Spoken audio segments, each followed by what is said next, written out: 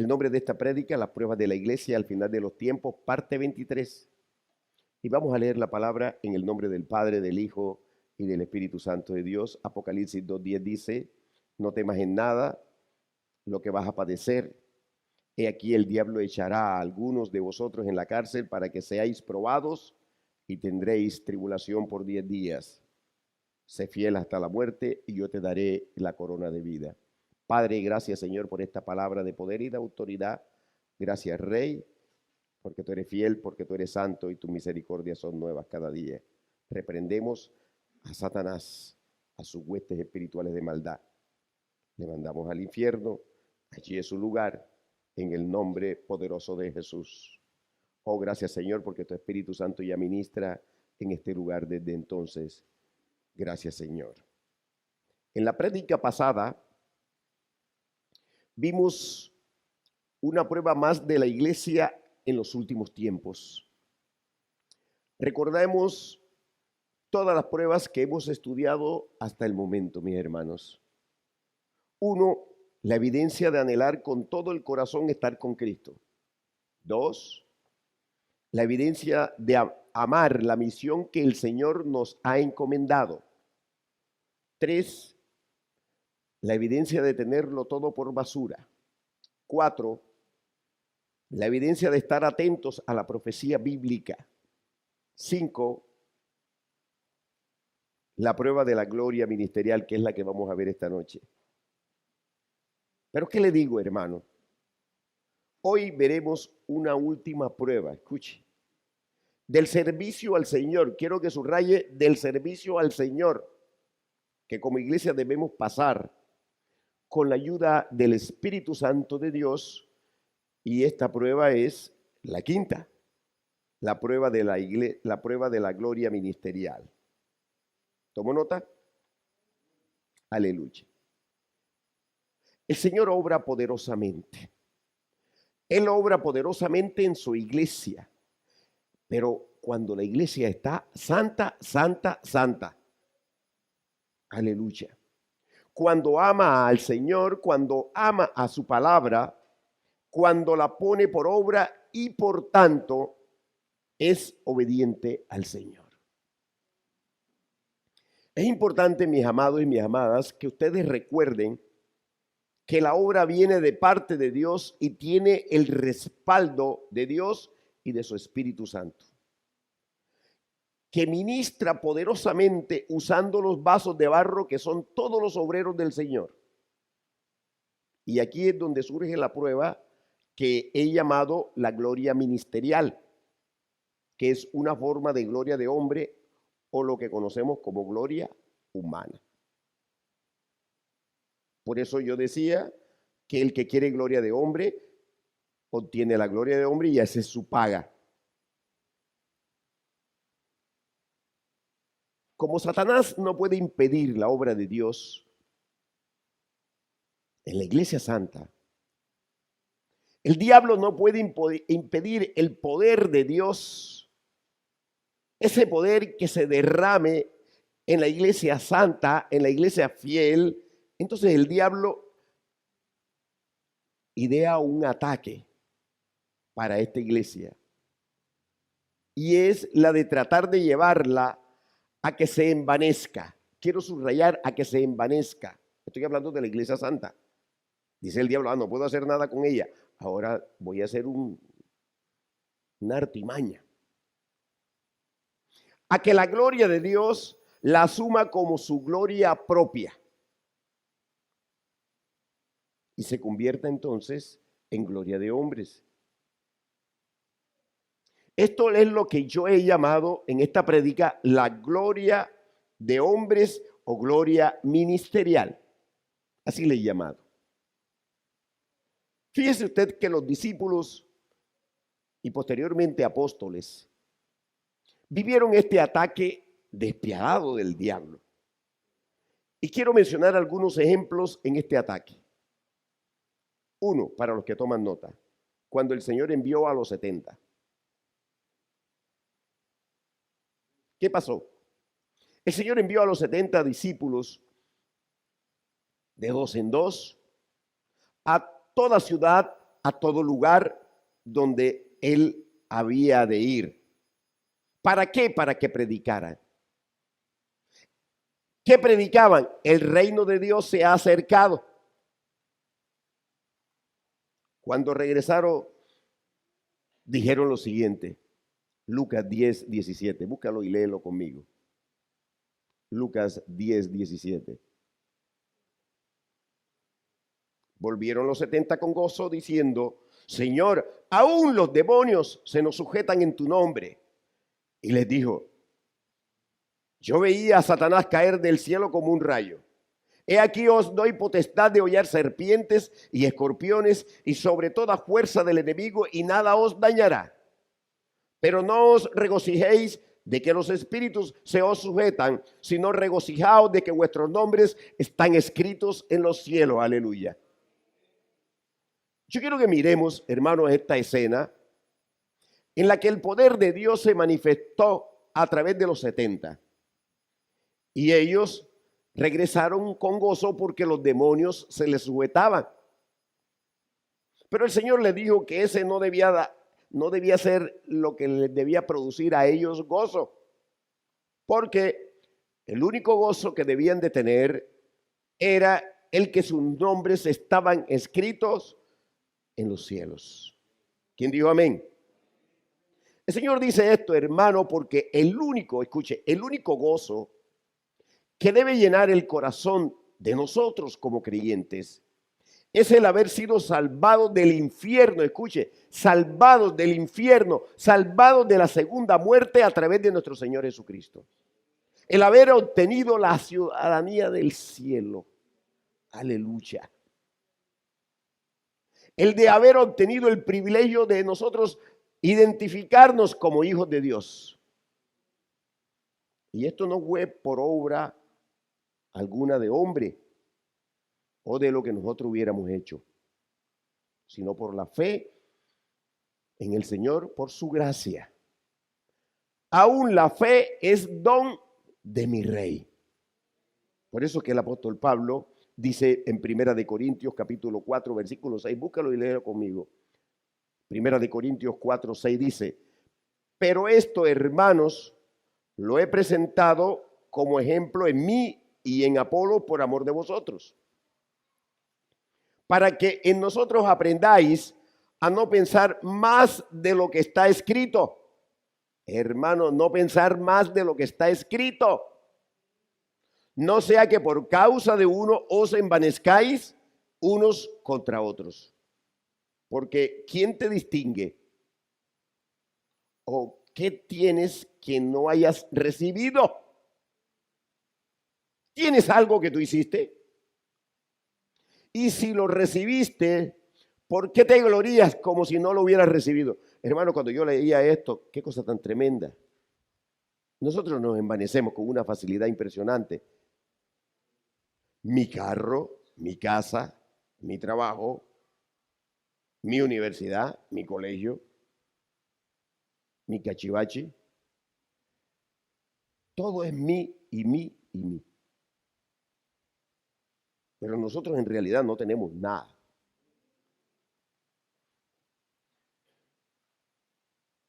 Venimos a este mundo desnudos y el Señor, cuando le recibimos, es el que nos viste. ¿Quién dijo amén? Aleluya. Todo lo que hacemos en el ministerio no lo hacemos nosotros, sino el Señor. Hermano, su Espíritu Santo, aleluya. Por tanto, hemos recibido del Señor lo que ministramos: palabra, enseñanza, alabanza, dones del Espíritu. Nada lo ponemos nosotros. Todo lo pone el Señor. Pero Satanás siempre intentará tocar nuestros corazones, mis amados, para que nos envanezcamos. Y creemos que son nuestras propias fuerzas, nuestros talentos, nuestro poder, nuestra figura, nuestra inteligencia. Y aún el diablo ataca diciéndonos que todo es del Señor, pero hemos sido depositarios de la gloria del Señor. porque nosotros o en nosotros hay algo especial que no hay en los demás. ¿Cómo les parece? Y empezamos a hacer diferencia en el mismo cuerpo entre un hermano y el otro. Entre el que verdaderamente es espiritual y el otro. Ustedes notan que cuando la gente llega por primera vez a la iglesia, siempre está buscando que sea el pastor que lo ministre. Y cuando uno llama a un hermano santo a que lo ministre, se siente inconforme.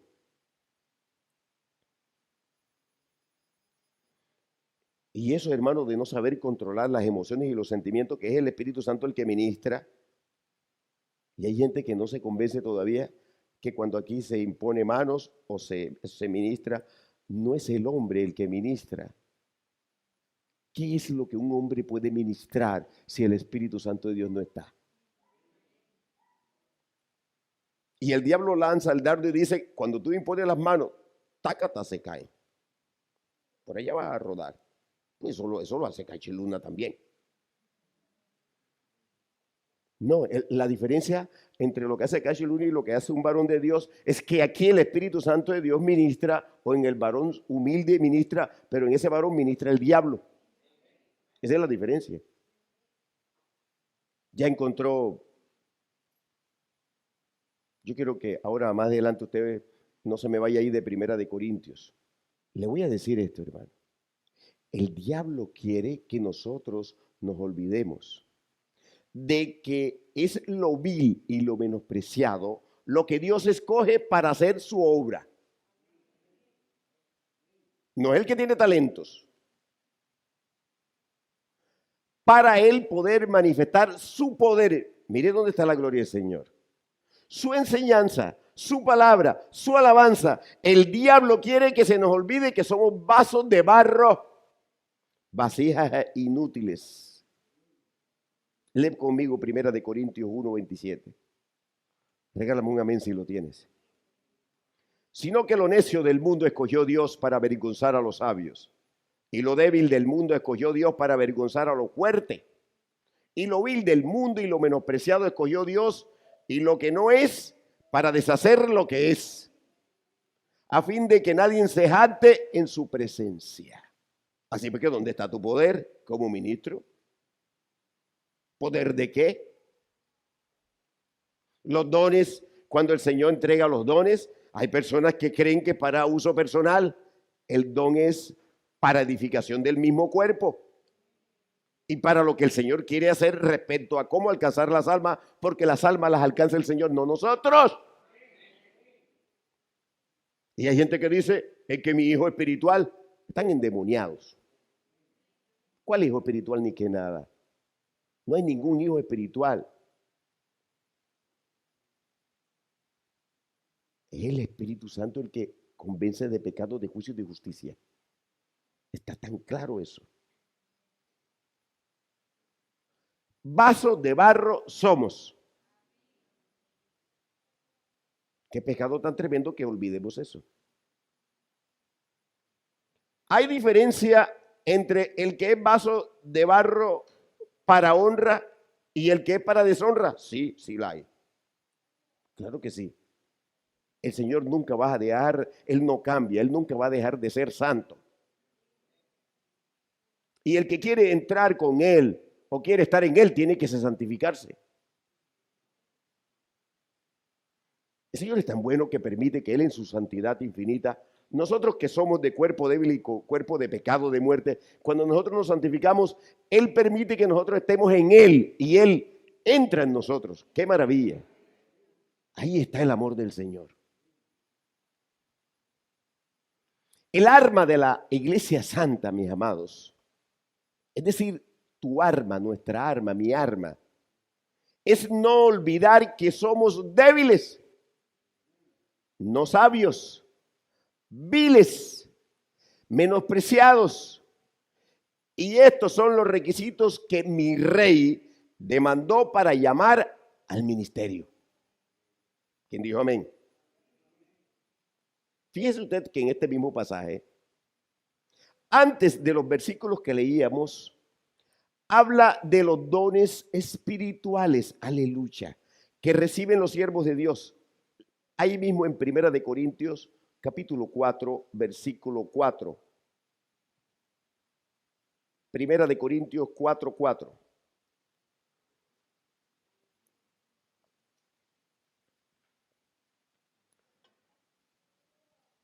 Gracias doy a mi Dios siempre por vosotros, por la gracia de Dios que os fue dada en Cristo Jesús. Porque en todas las cosas fuisteis enriquecidos en Él, en toda palabra y en toda ciencia, así como el testimonio acerca de Cristo ha sido confirmado en vosotros, de tal manera que nada os falta en ningún don, esperando la manifestación de nuestro Señor Jesucristo. Ya Pablo ahí enunciaba y hablaba de lo que ha de ocurrir con su iglesia santa al final de los tiempos, el rapto o el levantamiento. Miren cómo dice que en todas las cosas la iglesia ha sido enriquecida y especifica que es en toda palabra y ciencia, aleluya. Dice además que el testimonio de nuestro Señor Jesucristo es confirmado en los siervos de Dios y termina diciendo el apóstol, aleluya, que a la iglesia no le falta ningún don. ¿Quién dijo amén? Pero yo quiero que note cómo el apóstol Pablo, mis amados, dice que todo esto lo ha dado el Señor a sus siervos, a sus siervos, a sus siervos, para que esperen la manifestación del Señor Jesucristo. Aleluya, que es el día del arrebatamiento de la iglesia. Es decir, hermano, que debemos de trabajarle al Señor, pero con el corazón. La mirada, los anhelos y toda la atención en el día en que el Señor venga por nosotros. Nosotros tenemos que estar proyectados hacia ahí. Por eso que es un pecado estar dormido y no estar hablando del rapto o el arrebatamiento que ha de sufrir la iglesia. Necesitamos, hermanos, hacer esto, escuche, para que no nos envanezcamos, para que no terminemos pensando que hacemos algo y nos olvidemos. Qué cosa tan tremenda esta. Que es el Señor quien lo hace todo. El diablo quiere que nosotros nos olvidemos que es el Señor quien hace la obra perfecta. Que toda la gloria le pertenece al Señor. Ahora y siempre. Antes, ahora y después. Es como si dijéramos por los siglos de los siglos. Amén. ¿Me siguió, hermano? Ahora, yo quiero que veamos cómo dice el apóstol Pablo después de hablar de los dones que ha recibido la iglesia. Él habla del problema de la disensión. Habla de la división, habla de la carnalidad. Todo esto lo estaba sufriendo la iglesia de Corinto. Hermano, por haberse olvidado de que todo lo que tenían lo habían recibido del Señor. Y les voy a poner unos ejemplos específicos. Lee conmigo 1 Corintios 4:11.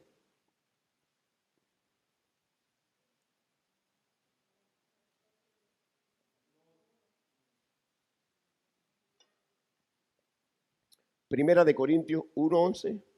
Aleluya. Vamos a rectificarlo aquí.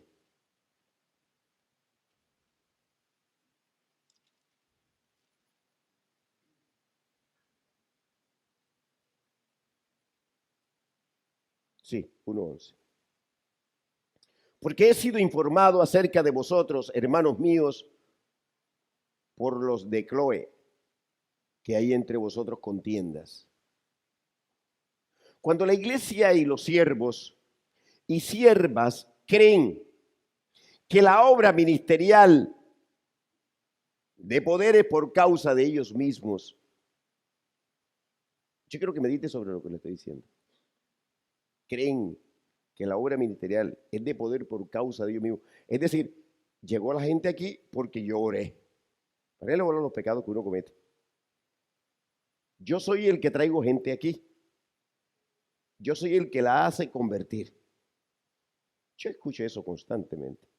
Y digo, Señor, tú los perdonas.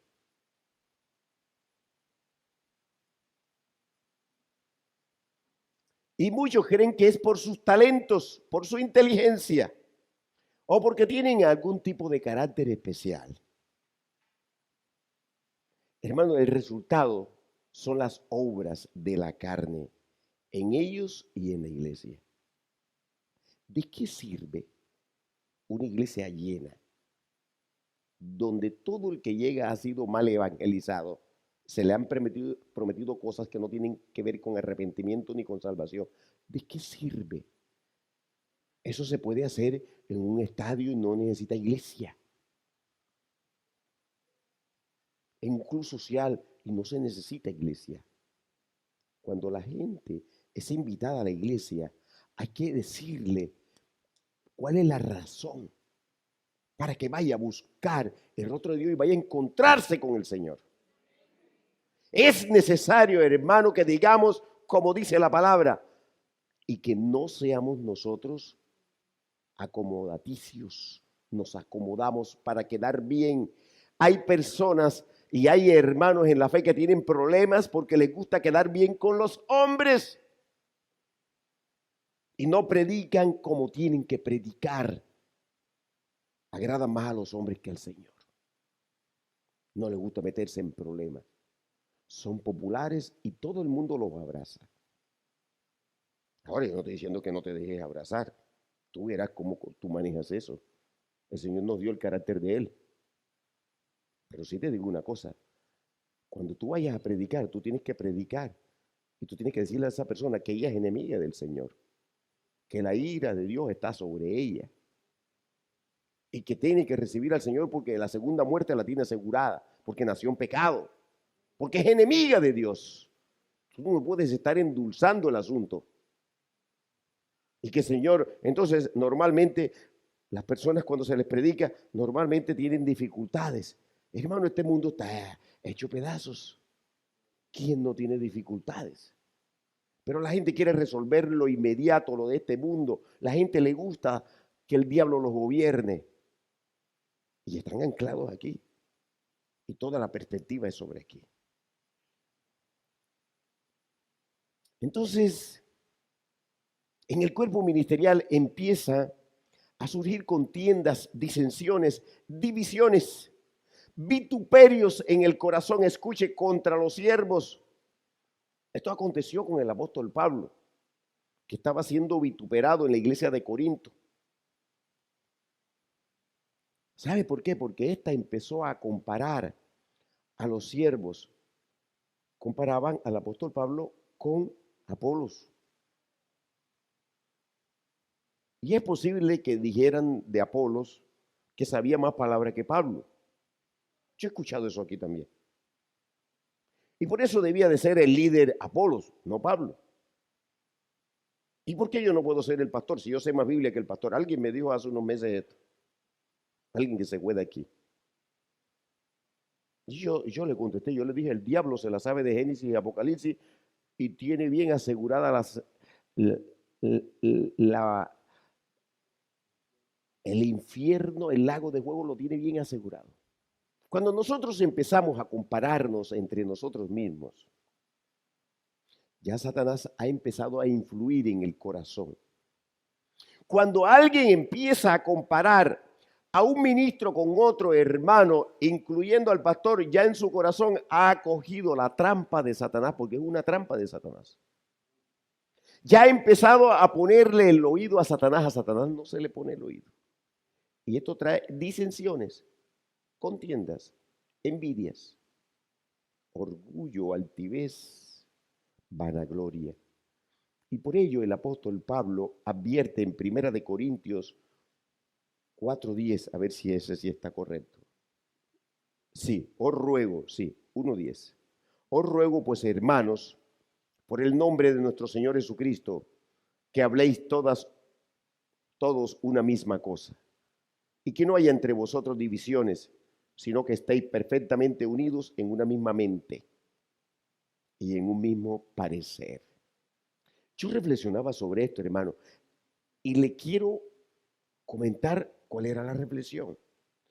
¿Cómo le cuesta a la iglesia, a todos, hablar una misma cosa? Pensar una misma cosa. Estar unidos en una misma mente y en un mismo parecer. Porque ciertamente la división destruye los ministerios, destruye a los siervos, destruye el servicio. Y no voy a decir que destruye a la iglesia, porque cuando la iglesia es santa, el diablo no la puede destruir.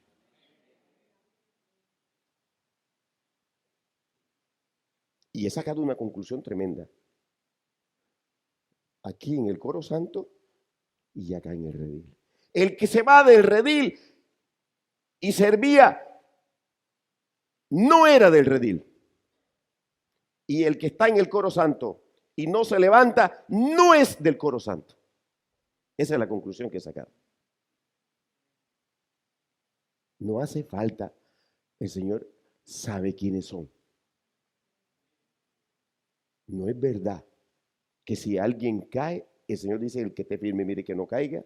No es verdad que si alguien cae, hay que ver cómo se restaura o no, la iglesia cae en fracaso. No es verdad. El Señor nos da la oportunidad a toditos.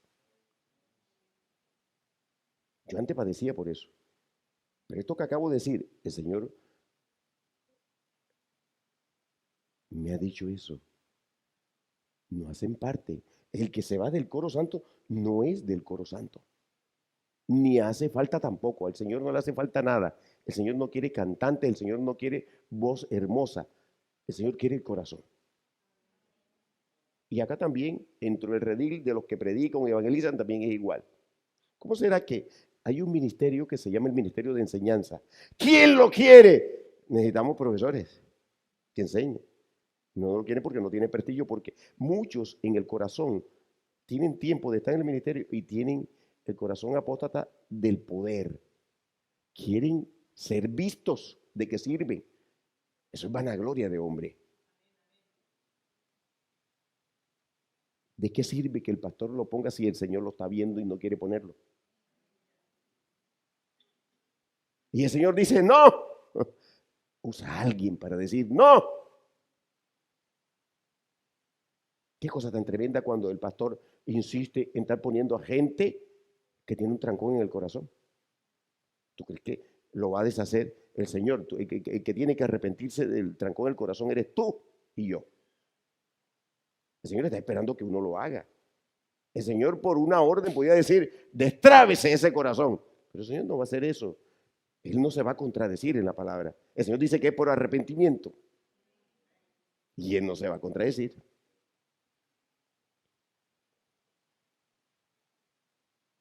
Aleluya. Hermano, cuando esto ocurre, ¿sabe qué pasa? El Señor limpia la iglesia, exhibiendo y sacando a los que causan divisiones porque ya tienen sus corazones divididos. Hermano, un hijo de Dios no puede tener doblez de corazón. Hoy piensa una cosa y mañana otra. Eso no puede ser. El Señor me dice que no. Que doblez de corazón no.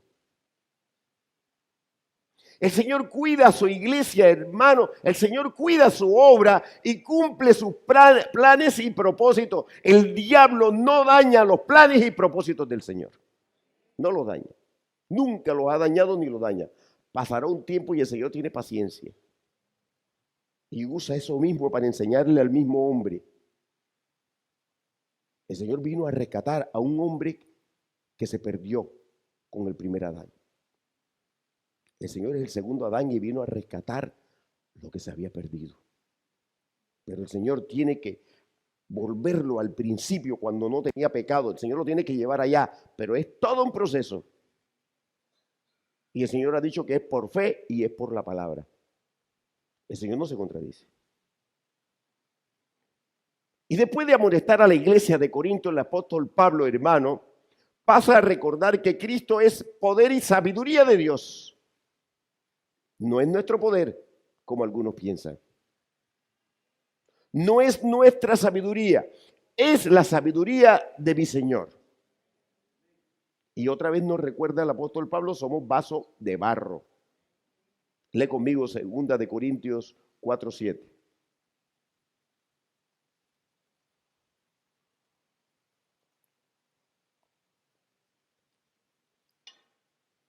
Pero tenemos este tesoro en vasos de barro para que la excelencia del poder sea de Dios y no de nosotros. Cuando el siervo y la sierva de Dios se olvida de esta poderosa verdad, de que es vaso de barro y no merece nada, sino que debe de gloriarse en el Señor por la salvación que Él le ha derramado, entonces cae presa de Satanás y pierde la prueba del servicio. Allí es donde está el problema.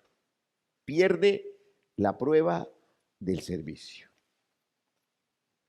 Y esto le ha pasado a muchas iglesias, y esto le ha pasado a muchos siervos, y por eso están en apostasía.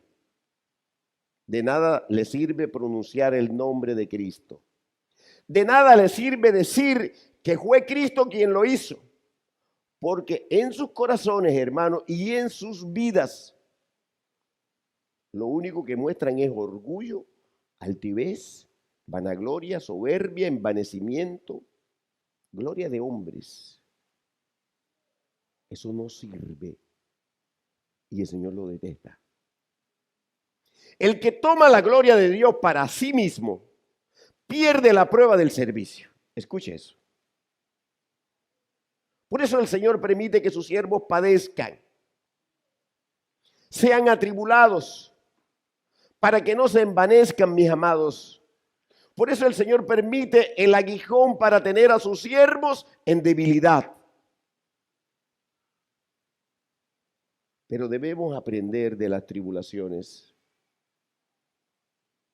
A veces el Señor permite tribulación en un hermano, en el pastor, en otro hermano, para que los demás aprendan a través del pizarrón.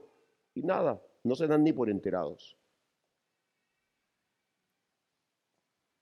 Hay siervos y siervas que se quejan por eso. Y en lugar de aprender lo que el Señor les está enseñando, se endurecen más, el corazón se les engrosa. Hermano, el padecimiento, la prueba, es instrumento del Señor para llevar a sus siervos y siervas a la humillación. La humillación es mala, es buena. El hombre necesita humillarse delante de Dios. Es buena. Hay una purificación del corazón. Hay algo, hay un trabajo profundo, poderoso que el Señor hace con la humillación. 2 Corintios 4:15 dice, porque todas estas cosas padecemos por amor a vosotros, para que abundando la gracia por medio de muchos, la acción de gracia sobreabunde para gloria de Dios. Por tanto, no desmayamos. Antes, aunque nuestro hombre exterior se va desgastando, el interior no obstante se renueva de día en día. Porque esta leve tribulación momentánea produce en nosotros un cada vez más excelente y eterno peso de gloria.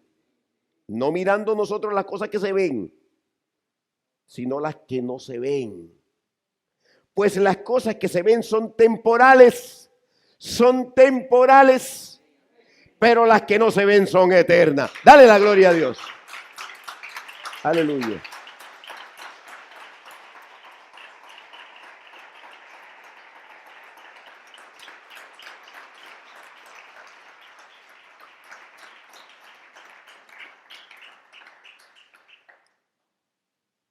¿Ha ocurrido a través de ti, te hago esta pregunta, alguna victoria ministerial? Te contesto, no te envanezcas, sino dale la gloria al Señor. levanta acción de gracias porque fuiste un vaso de barro. Ahí al Señor le plació usarte. Ah, pero a mí sí me usa el Señor. A Él no, pero a mí sí me usa el Señor. ¿Qué es usarte el Señor? Cuidado con la vanagloria.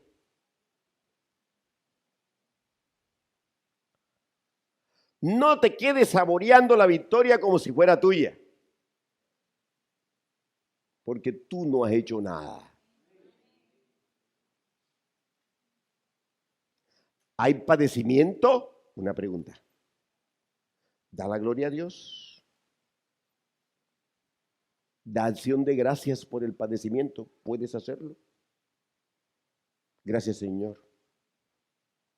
Porque lo que me está ocurriendo, tú lo estás viendo y tú lo estás permitiendo. ¿Qué me quieres enseñar?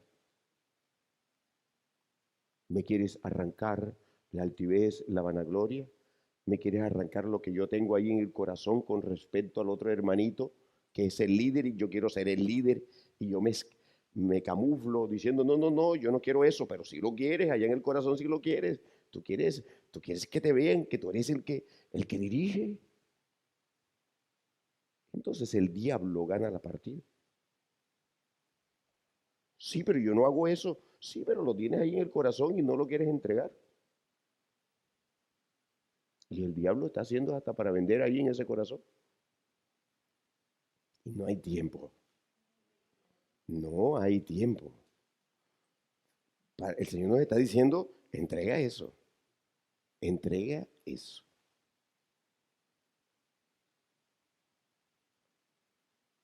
No codicies ministerios.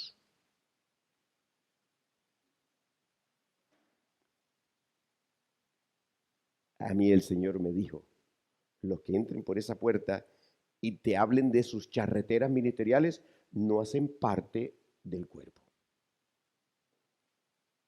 Estate percibido, siervito, me dijo el Señor. ¿Sabe quiénes son los que yo puedo empezar a usar? Los que son inútiles, los que creen que no sirven para nada. Yo los uso.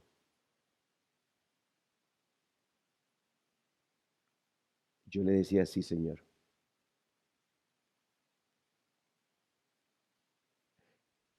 Y yo varias veces me he puesto como ejemplo. Ni me siento siendo pastor, ni lo quería, ni nada que se le parezca. Hay una sola cosa que he aprendido del Señor. Y es a obedecerle, a creerle. Y la fe que me ha dado hasta ahora me ha sostenido. Y sé que si vinieran más tribulaciones, igualmente le diría que le amo. Y no voy a renunciar a él, porque yo no voy a renunciar a la herencia. Porque el testamento ya está. El testamento ya está. Aleluya. Yo no voy a renunciar a eso. Que renuncie a otro, yo no.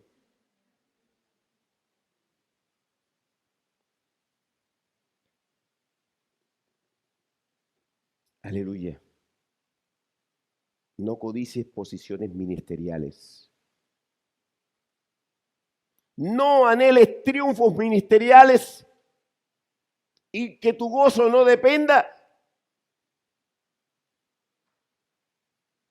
Que tu gozo no dependa